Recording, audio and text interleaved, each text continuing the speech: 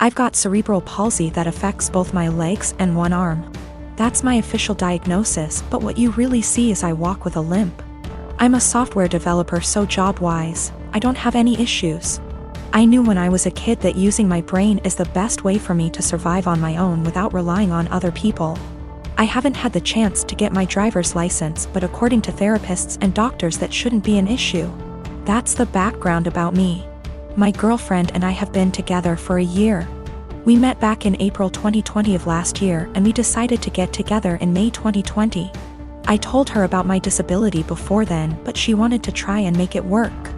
We video call on Discord every day, almost always when we're awake, and recently we've been going on dates. She's more than happy to lend me an arm, and she notices things about me that even I miss myself. Outside of my family, she's the most loving and caring person I know, and she's my motivation to do better and improve myself. Honestly, I never thought I could find someone I trusted enough to share my more negative thoughts and problems. I always tried to seem happy so I don't worry others. The emotional support she gives me is really irreplaceable. The problem is scared that, in the future, she will have to take care of me, or most of the work will fall onto her.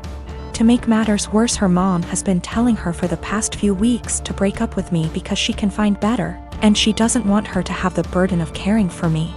She's also really afraid that I will get arthritis early due to my cerebral palsy, and if that happens, a lot is going to be on her. I've tried doing things like stretches and exercises to maintain and improve my muscle tone, but she is still afraid I'll get worse. I'm an introvert, I don't know a lot of people, and honestly, I don't even know the options I've got to look at. I want to prove that I can be independent and that if things do go wrong, it won't just be on her. I'm in Ontario, Canada. Are there things I can look into and do to assist with my disability, or things I can look into so if things do go wrong, I won't be a burden on her? I'm at the end of my wits. I've never really hated my disability, but I've always kept myself going by tempering my expectations and thinking, my disability is going to make it really hard to find someone, and she's the first person to make me feel like, yeah, it doesn't matter. I want to do anything to show her that I won't hold her back in the future, but I'm out of ideas. Is there anything I can do? I don't want to worry anyone I'm with these issues, but I'm at the end of my wits. I don't even know if my relationship is lost, but I don't want this to happen again, and I want to know what I can do myself so I can reassure my partner, so they know I won't hold them back in the future.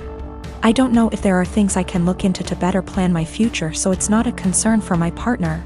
The worst part is, I've always thought my disability doesn't matter. But with all of this happening, it's really hard to convince myself otherwise. My partner and I want to be married, but we don't care much for the idea of having a wedding. We wanted to elope, but my mom has been telling me since I was 16, and had never even had a boyfriend, that she wanted to see me get married and she would basically never forgive me if I eloped. I do like the idea of my family being there to celebrate with us, but I hate the idea of spending money we don't have on this huge party just so that our relationship can change in nothing but name and legal benefits. And for various reasons, it doesn't make sense for us to wait until we can afford a wedding to get married. We wanted to keep it small, preferably under $3,000, which is honestly more than I'd like to spend. But we have to be realistic. We had planned on having it in my in-laws' backyard, but even that was more money and effort than I was willing to put forth. I was stressed and feeling like I was out of options, so one day, I vented to my mom. She seemed really excited about the idea of helping me plan a wedding. It was kind of a red flag when she said, "My mom didn't help me plan my wedding. Let me live vicariously through you." But still, I agreed. She seemed really excited to help me find a venue. I was not excited, because I have not been excited about one single step in the wedding process, and I just want it to be over. About a week later, I found out that this really great park in our city, that my partner loves, does weddings for an extremely small fee. I emailed the event coordinator and found out that the date we want is available. I told my mom, and her reaction was, "So I guess you don't need my help finding a place, then?" And every time I talk about it, she says the same thing. She has always talked about how shitty it is to guilt trip someone, but I feel like that's exactly what she's trying to do. I honestly can't tell whether or not I've done something wrong. Like, I'm not sure if I implied that I would only get married in a place she helped me find. I don't feel like trying to take action on my own wedding is that great of an offense, but I can tell she's upset. I want to make her feel better, but at the same time, I don't want to change our plans again just so that she can feel involved. I own a small condo in Orlando. I bought it while working for the Mouse, and my friend Ben lived there with me. Ben's a cook and is rarely home. He has a large room that is accessible from outside and attached bathroom that locks to the rest of the house.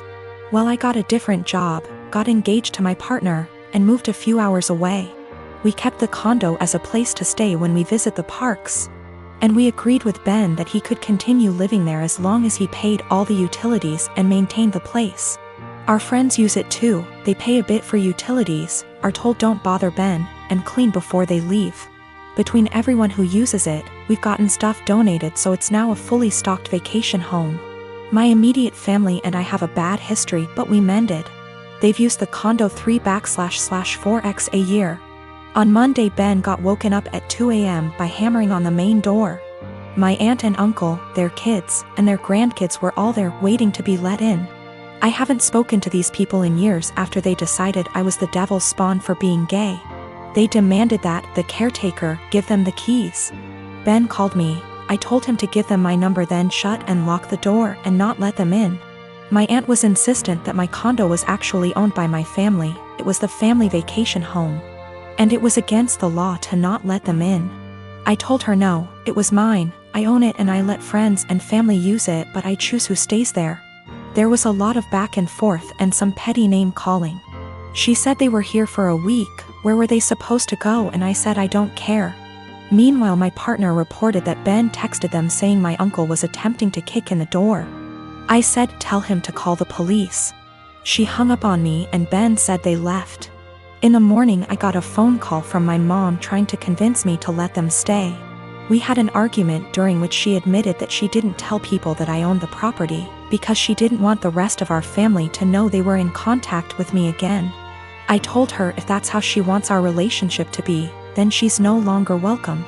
I checked in with Ben and he's okay. Today my aunt sent several texts asking to stay at the house because they hadn't accounted having to pay for a hotel, and they had planned to just buy groceries and use the kitchen. I told her no.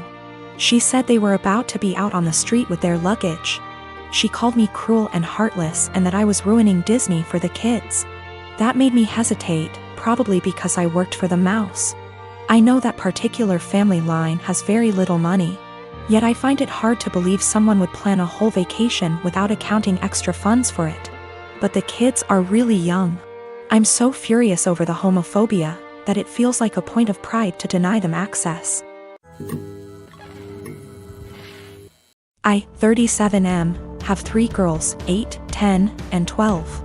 Their mother walked out on us for another man when our youngest was around 4. My ex still stays in contact, though, and pays child support. A few weeks ago while doing laundry, I saw red spots on my oldest's underwear. I asked her if she knew about it, and she cried and told me she tried to call her mom, but my ex didn't call back. She'd been stuffing toilet paper in her underwear, hoping that would work. I explained to her that periods are nothing to be ashamed of, and found some great resources online for us to review together. I took her to the store to pick out brands of feminine products she wanted to use. She picked Playtex Sport because she's a gymnast. After we were done, I decided I should do the same thing with my other 2. My 12-year-old volunteered to be part of preparing them, and we made a whole night of it. It was wonderful. And I learned a lot. I even learned what a menstrual cup is, and how they benefit the environment. The other day, my ex called back.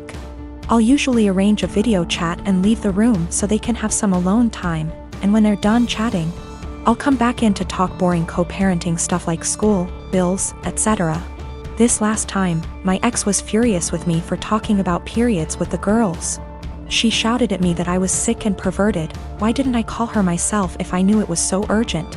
I could have called one of their grandmas //aunts, but my mom has dementia, while her mom and sisters call me a loser because I teach kindergarten, so I'm not fond of them. My ex told me I was being immature and should have just toughed it out for the girls. This really pissed me off, so I shouted back that maybe if she wasn't such a deadbeat and answered her goddamned phone once in a while, she could have handled this. I brought up everything she does that hurts them. She hasn't been to a single soccer game, piano recital, or gymnastics meet in 2 years. Every other weekend when they come home from her house, they go straight to their rooms, only to emerge hours later asking me why she loves her new husband more than them, and what did they do to make her leave. My ex responded by saying I should tell them it's not their fault I couldn't satisfy her, and I screamed. And she just smirked and pointed behind me, saying, "Look what you did," when I turned around. My 8 years old and 10 years old were standing in the doorway crying. It broke my heart. I never shout, so I know I scared them. My 12 years old stormed in and started screaming at her mom, and while I appreciate her sticking up for me, this is not a battle I want her fighting. My ex hung up before I could fully de-escalate the situation. And let's just say the girls have been given free reign of the ice cream and limitless hours of video games, because I feel so bad. I even watched all the Twilight movies with them, so don't say I don't love them.